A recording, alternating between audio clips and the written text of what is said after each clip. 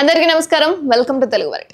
పెద్దపల్లి జిల్లా ఎలిగేడు మండలం ముప్పిరితోటలో నిర్వహించిన భూభారతి రెవెన్యూ అవగాహన సదస్సులో మంత్రి పొంగులేటి శ్రీనివాస్ రెడ్డి తెలంగాణ ప్రజలకు గుడ్ న్యూస్ చెప్పారు. మంత్రి శ్రీధర్ బాబు కూడా పాల్గొన్నారు ఇందులో. ఈ సందర్భంగా మంత్రి పొంగులేటి శ్రీనివాస్ రెడ్డి మాట్లాడుతూ రాష్ట్రంలోని భూ సమస్యలకు శాశ్వత పరిష్కారం చూపించేందుకు ప్రభుత్వం కొత్తగా భూభారతిని తీసుకొచ్చిందని ఆయన అన్నారు. అయితే సర్వే నెంబర్లు తెలియజేసేలా భూములకు భూదార్ కార్డులు జారీ చేస్తామని మంత్రి అన్నారు.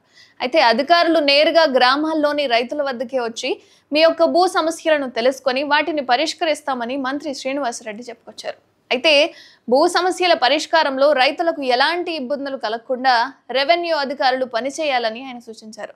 ఇక నిరుపేదలకు గూడు కల్పించాలన్న లక్ష్యంతో కాంగ్రెస్ ప్రభుత్వం ఇందిరమ్మ ఇళ్ల పథకాన్ని తీసుకొచ్చిందని, రానున్న రోజుల్లో అర్హులైన ప్రతి పేదవాడికి ప్రభుత్వం ఇందిరమ్మ ఇల్లు కట్టిస్తుందని మంత్రి పొంగులేటి శ్రీనివాస్ రెడ్డి భరోసా అయితే అందించారు. అయితే ప్రతి నియోజకవర్గానికి ఏడాదికి 3,500 ఇందిరమ్మ ఇల్లు ఇస్తామని ఆయన అంటున్నారు.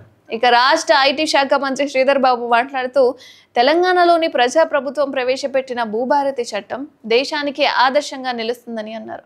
ఈ సందర్భంగా ఆయన గత ప్రభుత్వంపై విమర్శలు గుప్పించారు. గత బీఆర్ఎస్ ప్రభుత్వం ధరణి పేరుతో తెలంగాణ ప్రజలను అనేక ఇబ్బందులకు గురి చేసిందని శ్రీధర్ బాబు అంటున్నారు.